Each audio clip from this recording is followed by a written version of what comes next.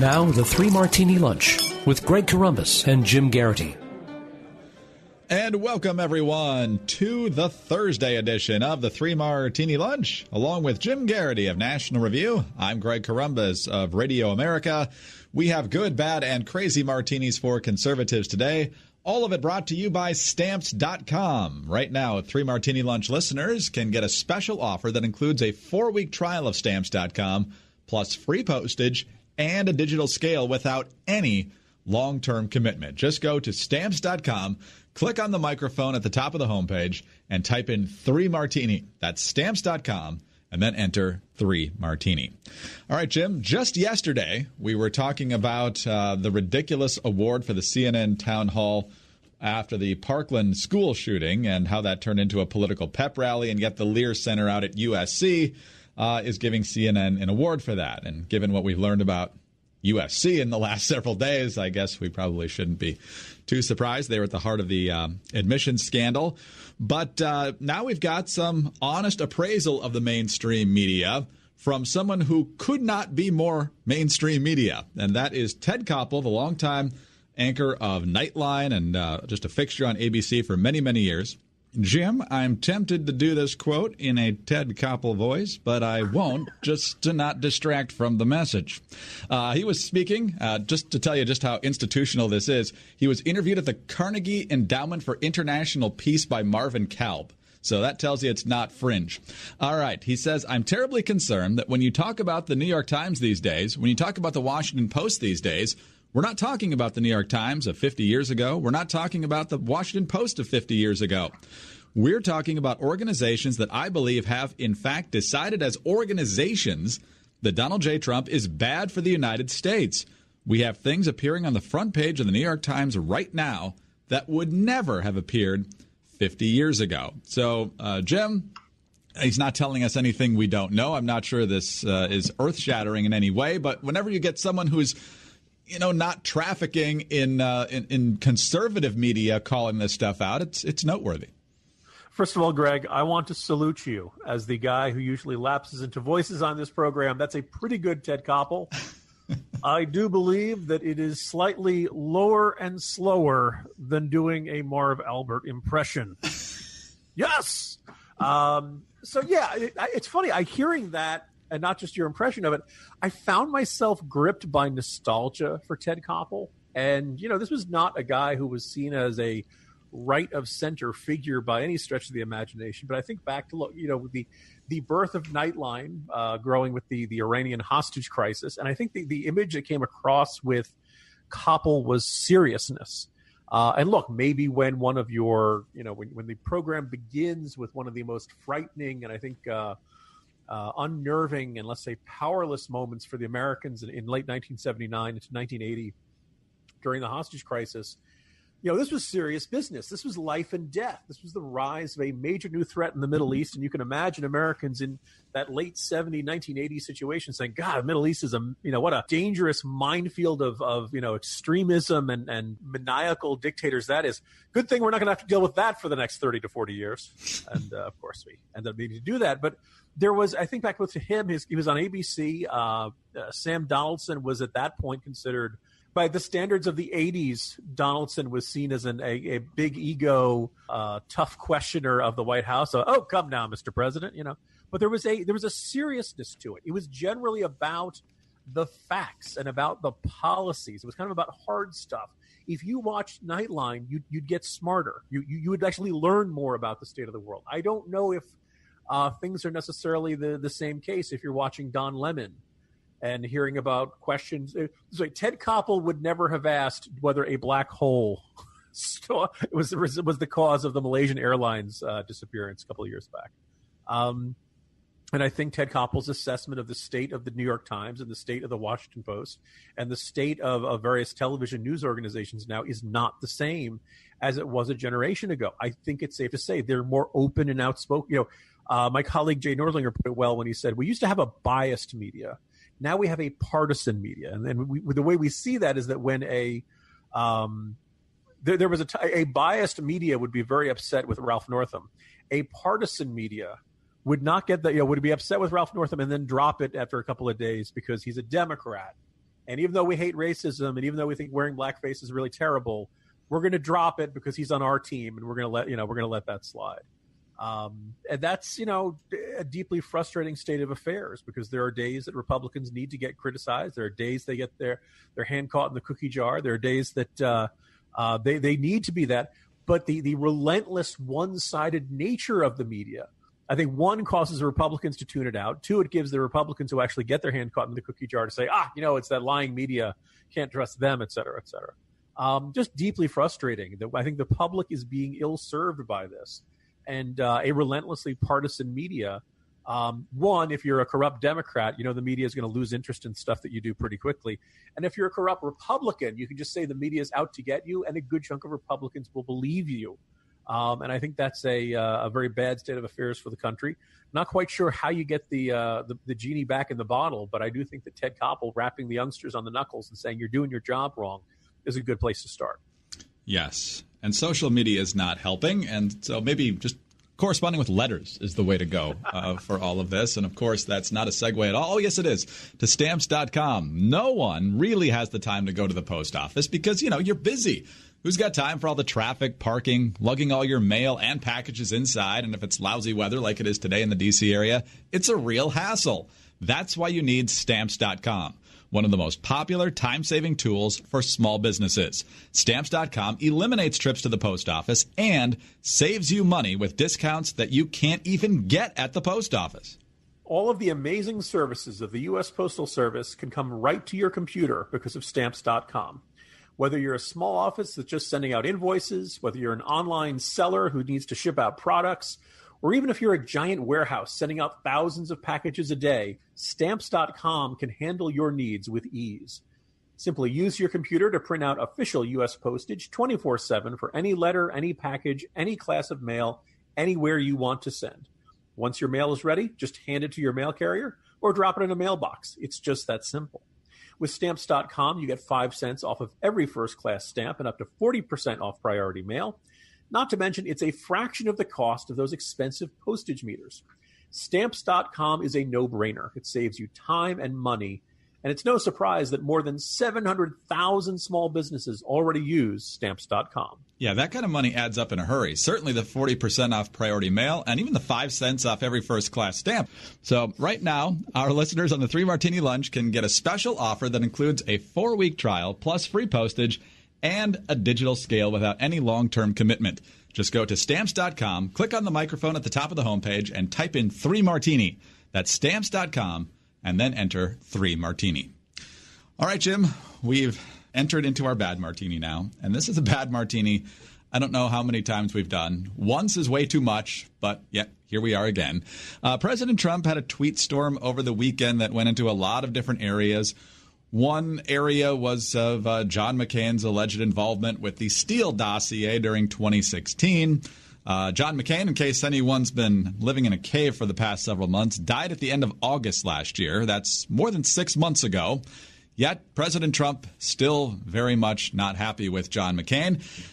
So it's not just limited to the Twitter account. Yesterday, the president was at an event in Ohio, and he brought up John McCain. Why? I'm not really sure.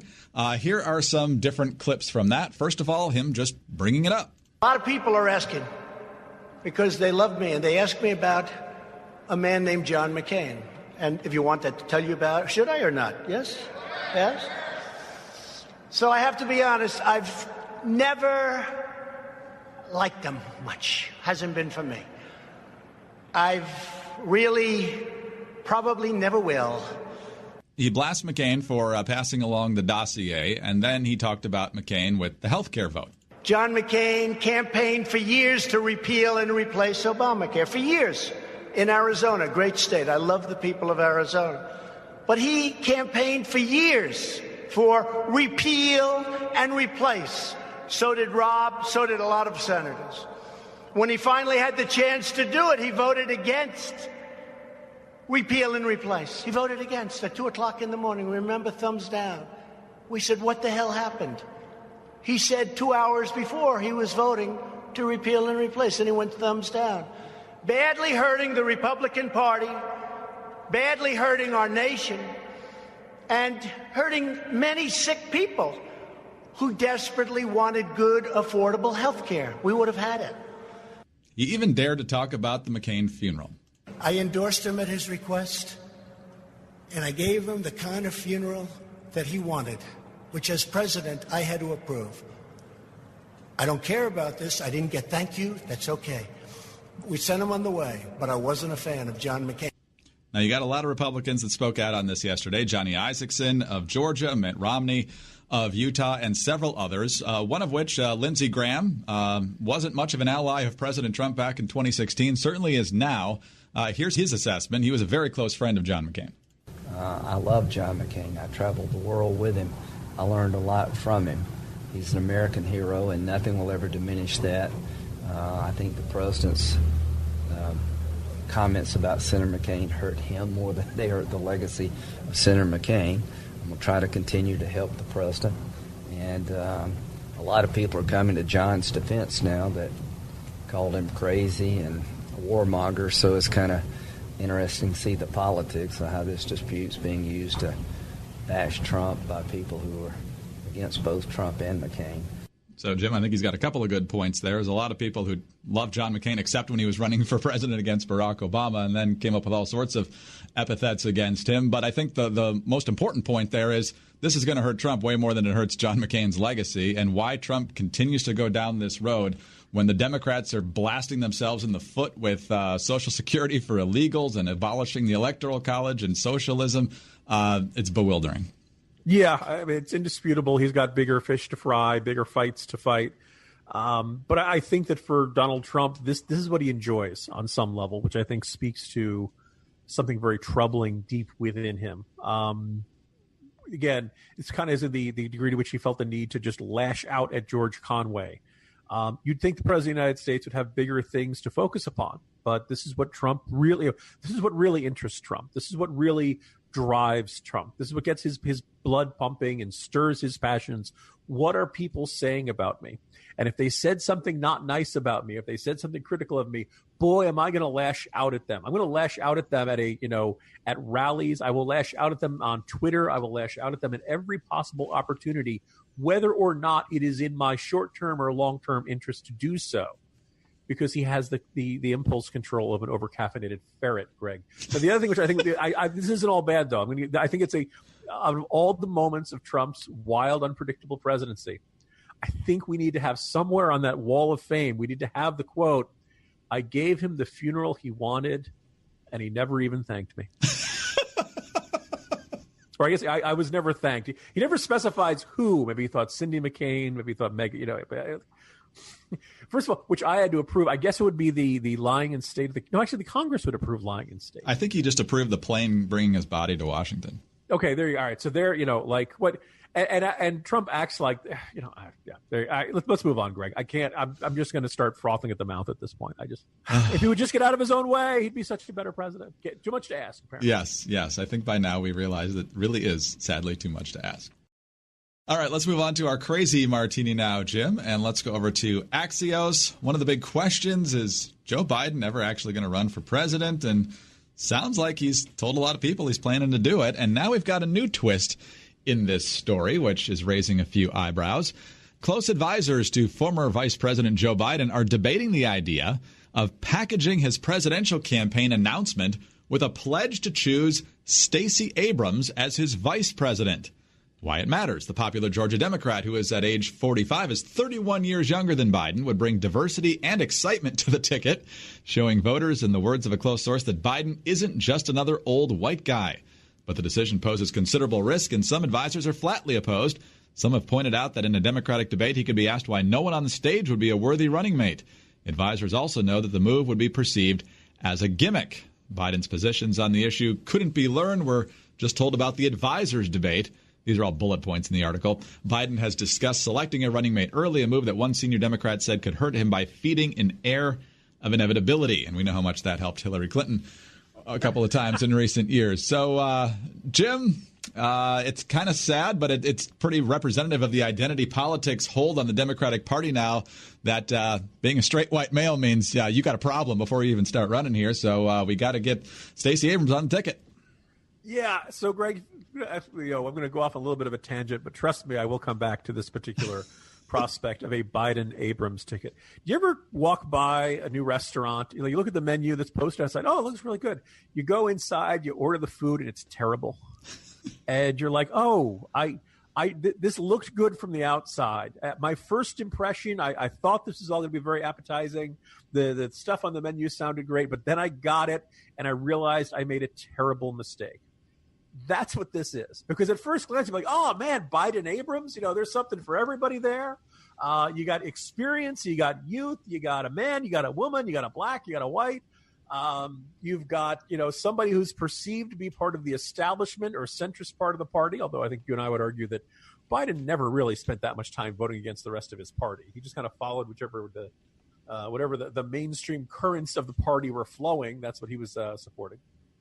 But Abrams is indisputably not just progressive, but I think one of the favorite candidates of progressives in 2018, the one that a lot of them, for reasons that escape me, believe should run for president.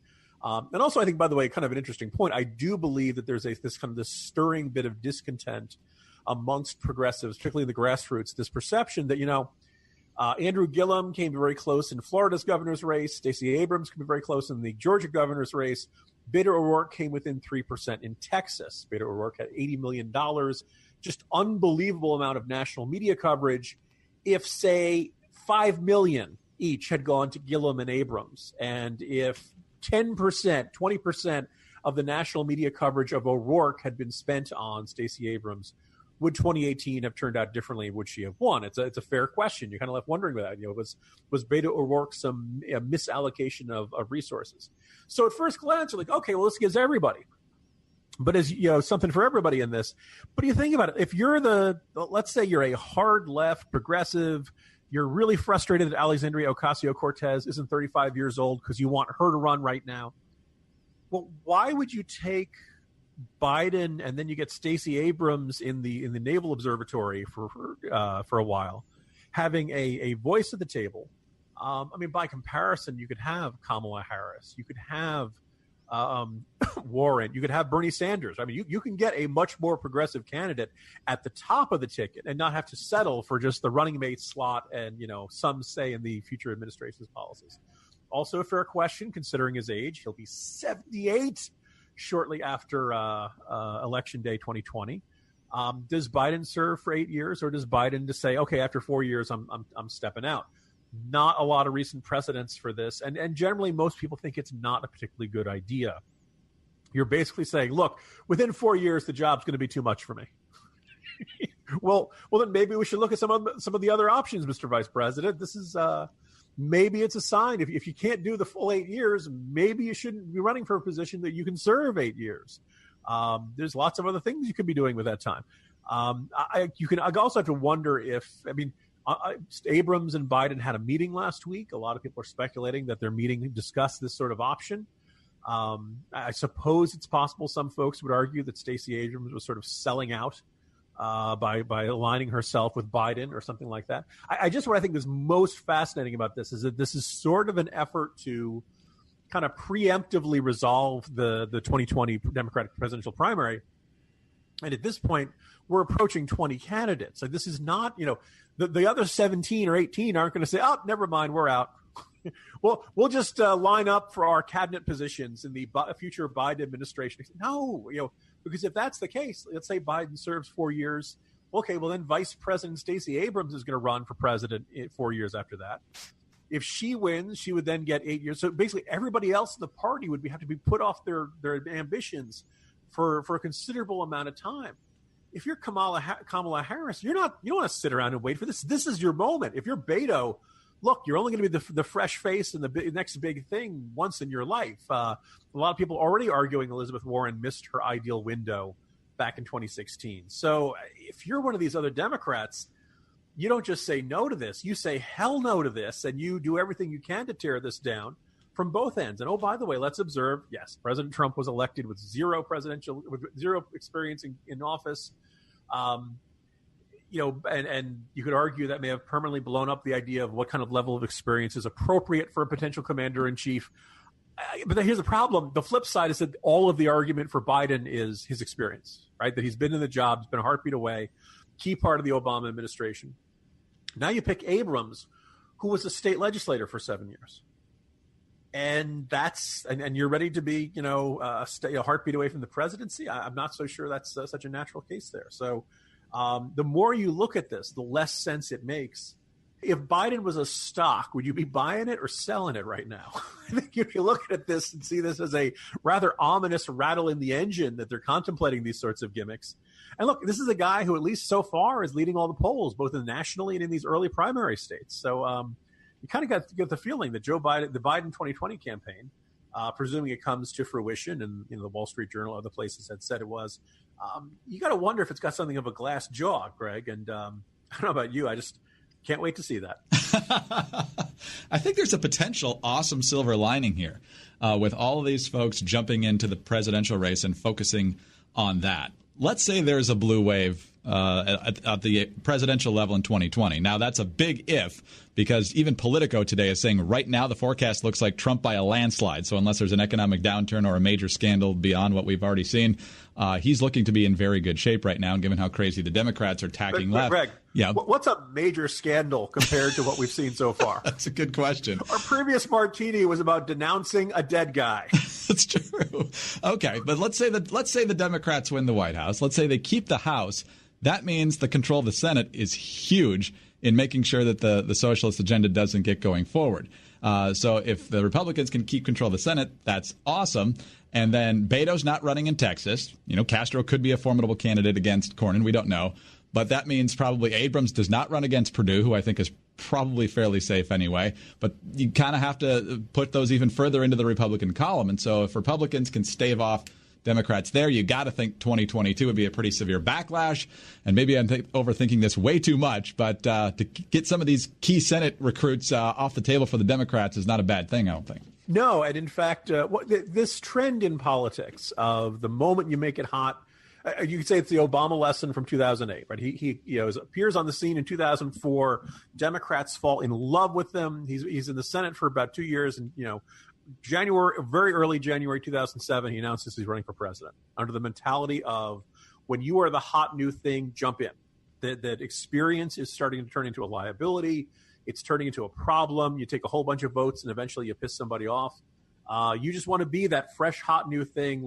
Be that blank slate that everybody can project their ideals onto, and boom, you end up winning the presidency. This is a bad trend for a whole bunch of different reasons. But one of the interesting things that it's doing is it's taking folks like Stacey Abrams, who came very close in a statewide race and would presumably be a strong competitor either in a Senate race or running for governor again.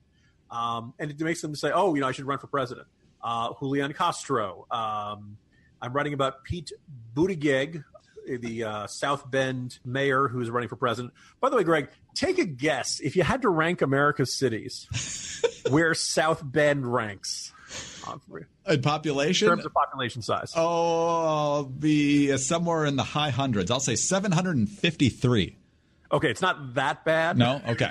But 212. As of 2017, it was 299th. Okay.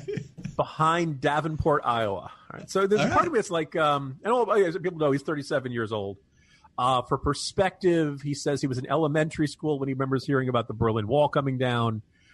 He was also in elementary school when George H.W. Bush was elected.